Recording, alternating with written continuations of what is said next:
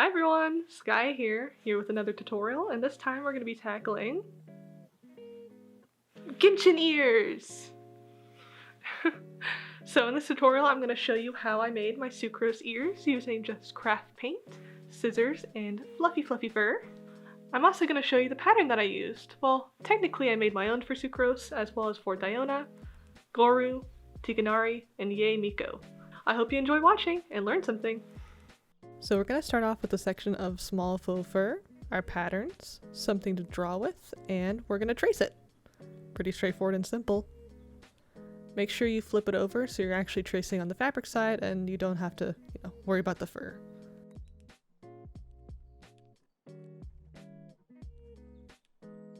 Now we're going to take our pattern, right here, right simple, and we're going to trace 4 pieces of it. 2 for the outer and 2 for the inner. Just lay it on the fur and take your marker and simply trace around the edges.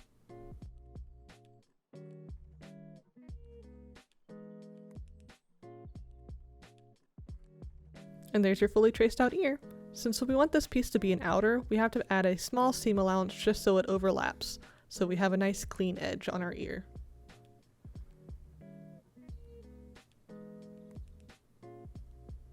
Nothing too crazy.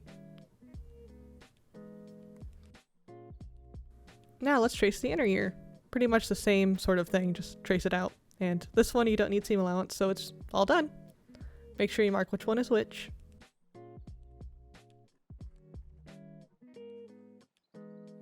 Here I'm marking what ear it is, so this one is going to be the left ear, so I'm marking it with an L, just so I don't forget.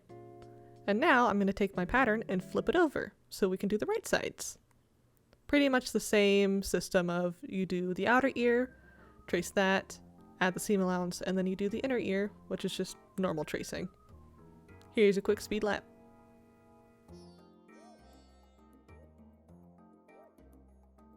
And here we have our 4 ear pieces, all traced out. We have the outer, inner, left and right. Perfect. Next, using our fabric scissors, we're going to cut out the ear pieces. I know this may seem a little bit like, duh, we traced them, now it's time to cut them out, but when cutting faux fur, make sure you cut extremely close to the backing. Don't just cut straight through like this, or you're going to end up cutting your fur.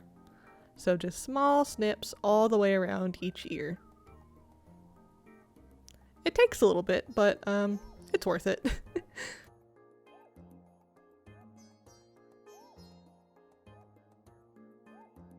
I like working these small scraps because I can rotate the ear easily to help cut it out.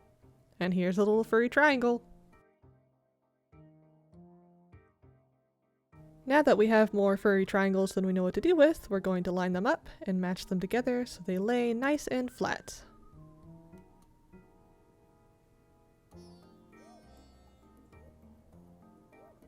There we go.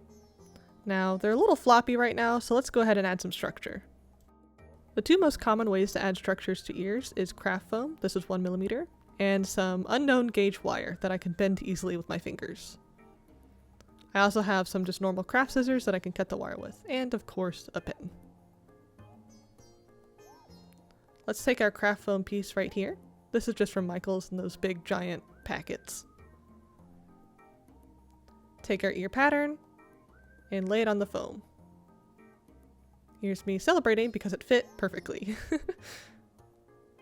And just like the fur, we're going to trace around the ear.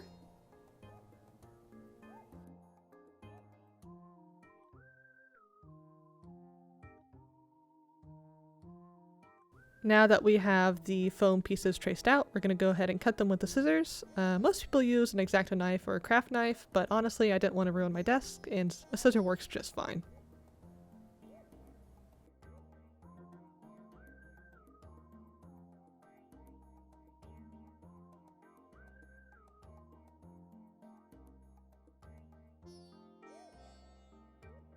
Yay! Now we have the first part of the structure done, and this will just help the ears keep their shape better, but the wire is where the real magic comes in. The wire will basically allow us to pose and bend our ears so they're more conical? That's the right word. I'm just taking a length of wire here and I'm sort of laying it against the foam and sort of tracing out the shape with the wire. Leaving 2 long tails at the end, I'm just going to cut the wire there, simply with craft scissors. And the reason why we want those tails at the end of the ear is so that we can sort of wrap them across our headband. We can't just have loose wire, so let's go ahead and use hot glue and glue them down to the foam. And take the foam piece and glue them directly to the ear fur. And make sure you sandwich them together. For the edges, especially with the overlap on the outer ear, just fold over and hot glue. There we have our very furry, fluffy, but structured triangles. Now here comes the very fun and the very messy part, is actually shaving and shaping the ear fur. Before getting to cutting, I shaped out a spot that is the inner fluffy part of Sucrose's ears and sort of pulled that away. And here I am cutting as close to the fabric backing as I can without cutting through it, and just shaving off all of that fur. If you have a pet groomer, you can use that as well, but I know a lot of people don't really have that around, and they might have craft scissors, and that works just as good. It's a long process, and you can also feel like you're cutting off too much, but just trust the process. To keep your cut fur from looking pretty uneven and choppy, make sure you use the scissors in different directions, both horizontal and vertical. This will help eliminate a lot of that bulk without having that choppy effect. Don't forget to trim around the edges and the tip.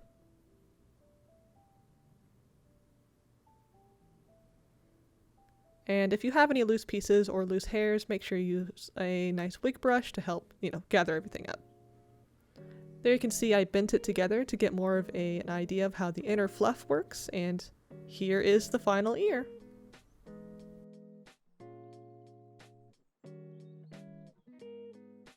Bending it together, I can see that it got a little choppy here and there, so I'm just cleaning it up. Yes, everything will be covered with fur. You'll never get fur out of your life. So be it. Now you get to do it to the other one. How fun. Now that both your ears are trimmed and you felt like you just left a grooming salon, we're going to do some paint. For the ears, I made sure to match them to the wig that I'm wearing rather than the actual concept art. Here I'm using just a glass jar to mix paint in, a toothbrush that I don't use to brush my teeth, and this will be our paintbrush for the ears, just to help the paint move through all the fibers. And a stirring stick, aka long paintbrush. I have various tones of green, blues, and white for Sucrose. And let's mix up some paint. Here's the final paint product I ended up as. I think it's like a minty green, teal-ish. But this paint is far too thick, so we're gonna water it down to a nice heavy cream consistency.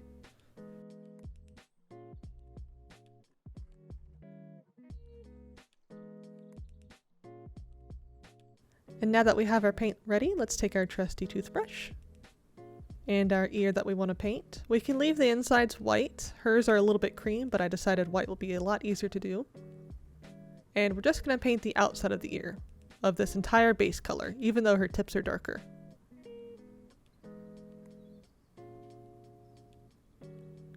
And dip the tip of the toothbrush into the watered down paint and start brushing through the fur.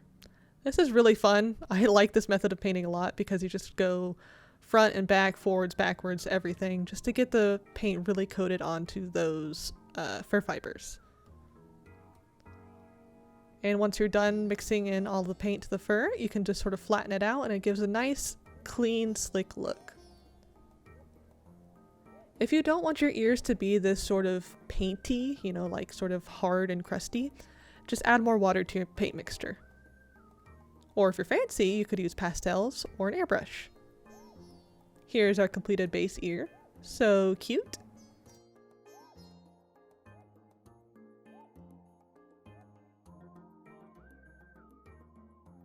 Now let's start adding her little ear markings with darker greens. I just mixed in a little bit more dark green to it, and taking the toothbrush, I'm going to clear out all the fur that we had captured when we painted the ears.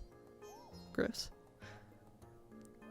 And just dip the tip in there and mark out exactly where I want the markings to be. This is sort of like a color in the line situation, except you're making the lines to color in. I find it a lot easier to work in when I know what guidelines I have, so this is a great way to do it. Once your guidelines are done, you just fill them in. And if you want to do more blending, I did some more blending up the sides, you definitely can. For the very tip of her ears, I made sure to mix in an even darker color of green using a dark purple and a black, sparingly.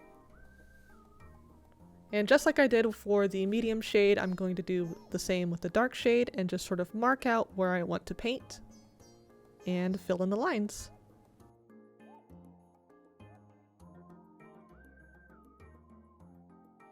And there we have the fully painted ears. Make sure you wait a good bit for them to dry fully. You don't want paint everywhere. Here they are dried. As you can see, the fur inside is still really intact and fluffy. Now we're going to attach it to our headband, which I'm just using a thin metal one from AliExpress. Place the wires sandwiched in between the headband and just start twisting around like you would a coil. And there we go. Nice and tight and secured on there. And movie magic the other one. Perfect. And there's our completed ears. So cute. And what I like about the wires situation for the headband is that I can easily move and reposition the ears if need be. Thanks for watching!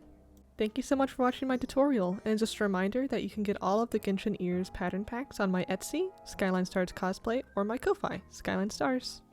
Thank you all so much to my patrons who supported me throughout this journey.